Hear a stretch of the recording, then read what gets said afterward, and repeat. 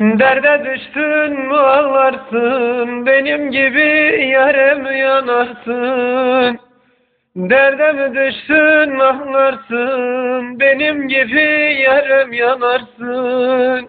Yarın yerinden ayrılanı ancak derdi çeken bilir, ancak derdi çeken bilir oy.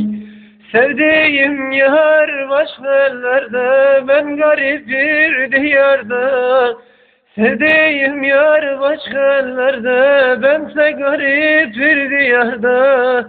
Aynı yerde, aynı derde, bu can yerde sürünüyor. Aynı yerde bu can aşkına sürünüyor yar. Haberin var mı yar yar, haberin var mı yar yar? Bu can perişan olmuş yar yar, bu can perişan olmuş yar. Gönülsüzler nereden bilsinler, gönülsüzler nereden bilsinler?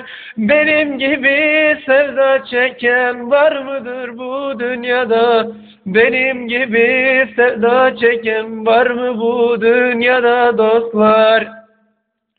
Dayanmaz acılar içindeyim, dayanmaz acılar içindeyim.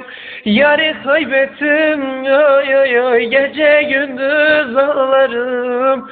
Yarı kaybettim, gece gündüz ağlarım, yar yar. Başı duman dağlar dağlar, gezerim yaralı yaralı. Derde derman bulamadım, benim gibi sevenini. Yazıktır bu acıyı çekeni, bilir yar yar, bu acıyı çeken bilir ay. Yaşanmaz